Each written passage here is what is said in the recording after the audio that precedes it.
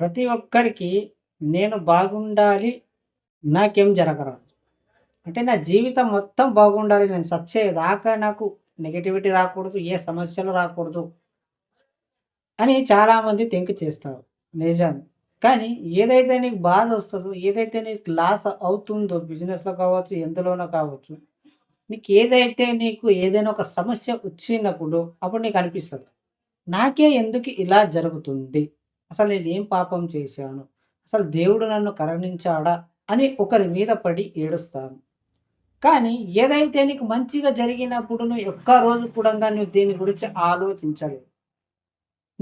అప్పుడు అన్ని రకాలుగా నువ్వు కావాల్సినంత డబ్బు దొరుకుతుంది. నీకు మంచిగున్నావు. అన్నీ ఓకే. అప్పుడు నువ్వు ఎవరిని కేర్ చేయలేదు. అంటే నీకు అహం వచ్చింది అంటారు కదా! అలా. ఎప్పుడైతే నీకు హెల్త్ ప్రాబ్లమ్ కావచ్చు, ఇలా లేదా ఏదైనా ఒక లాస్ విషయంలో కావచ్చు, అలా అయినప్పుడు నీకు సడన్‌లీ మైండ్ సెట్ చేంజ్ అవుతూ పోతుంది. సో, నాకే ఎందుకు ఇలా జరుగుతుంది అని నువ్వు ఏదైతే ఆలోచించడం మొదలు పెడతావో, అప్పుడే అది సబ్‌కాన్షియస్ మైండ్ తీసుకొని అలాంటివి చాలా చాలా నెగటివిటీని ఇస్తుంది. సో, నువ్వు ఆలోచించిందే నీ లైఫ్‌లో జరుగుతుంది. నువ్వు ఒక గోల్ పెట్టుకున్న తర్వాత నువ్వు ఆ గోల్‌ని రీచ్ అవ్వాలి అనుకుంటే, నువ్వు ఏదైతే ఆ గోల్ పట్ల నువ్వు ఆలోచిస్తావో, కేవలం దాని మీదే నువ్వు ఆలోచిస్తావో, అసలు ఎక్కడ కూర్చున్నా సరే, ఎలా ఉన్నా, ఎవరితో మాట్లాడినా, ఆ గోల్ రీచ్ అవ్వాలి, ఏం చేయాలి, ఇవే థాట్స్ వస్తాయి తప్ప, నీకు వేరేదేమీ రాదు. అలా. సో, నువ్వు ఏదైతే థింక్ చేస్తావో అది నీకు ఖచ్చితంగా వస్తూనే ఉంటుంది. నువ్వు చెడుగా ఆలోచించినప్పుడు, మనకు చెడు మైండ్ సెట్టే కలుగుతూ ఉంటది. ఒక వ్యక్తి నీకు ఒక వ్యాపారంలో ఈ బిజినెస్ బాలేదు. లేదా అది బాలేదు. లేదా ఆ వ్యక్తి మోసం చేస్తాడు. ఇలాంటి నెగటివిటీ చెప్పినప్పుడు, అతను చెప్పినంత వరకు నువ్వు మంచిగుండేవి. కానీ అప్పుడు ఏదైతే చెప్పిండో అప్పటి నుంచి నీ మైండ్ నెగటివిటీనే కోరుకుంటుంది. అంటే నీకొక భయం స్టార్ట్ అయ్యింది. నువ్వు ఏదైతే చేయాలనుకుంటున్నావో, ఆ నెగటివిటీని మైండ్‌లో తీసుకున్న తర్వాత నీకు అప్పుడు ఏమనిపిస్తది అంటే, సడన్‌లీ నీకు భయం స్టార్ట్ అయితది. సో, ఆ వ్యక్తి నీకు ఏదైతే నెగటివిటీ చెప్పాడు కదా! చెప్పకముందు నువ్వు చాలా హ్యాపీగా ఉంటావు. అసలు నీకు ఆ థాట్సే రాలేదు. మోసం చేస్తారు, లాస్ జరుగుతుంది అని ఏనాడు కూడా ఆలోచించలేదు. అతని సమస్య గురించి చెప్పినప్పుడు మొత్తం నెగటివిటీనే చెప్పిండు. కానీ అప్పుడు నెగటివిటీ విని తర్వాత నీకు ఒక భయం స్టార్ట్ అయితది. ఎందుకంటే నా జీవితం కూడా అలాగే జరిగిపోతుందేమోనని. అప్పటి నుంచి నువ్వు చేయడమే మానేస్తావు. ఆలోచించడం మొదలుపెడతావు.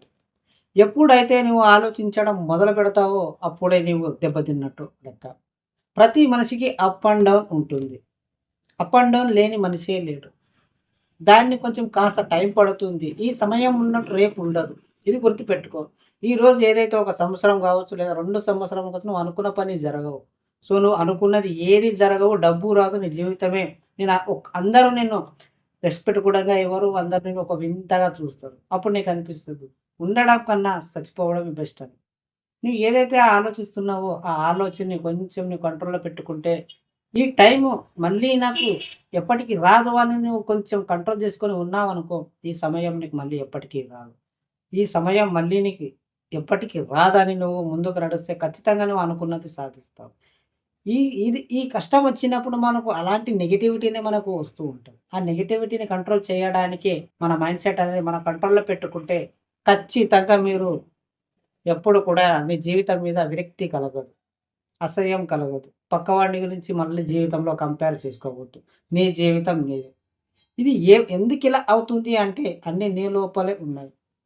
సో, నువ్వు ఒక 10 నిమిషాలు లేదా నువ్వు ప్రశాంతంగా కూర్చున్నప్పుడు బాగా ఆలోచించు. ఆలోచించినప్పుడు నీకు ఏదో ఒకటి నీ మైండ్ సెట్ ఇస్తూనే ఉంటది. మంచి, చెడు 2 చెప్తుంటది. కానీ దాని మాట వినవనమాట. పక్క వాళ్ళకి అడిగినప్పుడు వాళ్ళు ఏదో చెప్పినప్పుడు నీ మైండ్ తీసుకొని కొంచెం డౌన్ అయిపోతావు. సో, అలా కాకుండా ఎవ్వరిని అడగకుండా కేవలం ప్రశాంతంగా కూర్చొని నీకు నువ్వే క్వెషన్ ఏసుకో. నేను ఇలా ఎందుకు చేస్తున్నాను? నాకేమైనా జరుగుతుందా? ఇది నిజమా? కాదా? ఇవన్నీ క్వెషన్ ఏసినప్పుడు నీలో ఉన్న ఒక వ్యక్తి ఖచ్చితంగా నీకు చెప్తాడు. అర్థమైందా ఫ్రెండ్స్? సో, నువ్వు అనుకుంటే ఏదైనా చేయొచ్చు. కానీ ఈ సమయం గడిచిపోతే చాలు అనుకోని నువ్వు జీవిస్తే మాత్రం ఖచ్చితంగా నీ జీవితం మారిపోతుంది. దాన్ని కంట్రోల్ చేసుకొని ఉండండి. అర్థమైందా ఫ్రెండ్స్? ఈ స్టోరీ విన్న ప్రతి ఒక్కరికి థాంక్ యూ సో మచ్.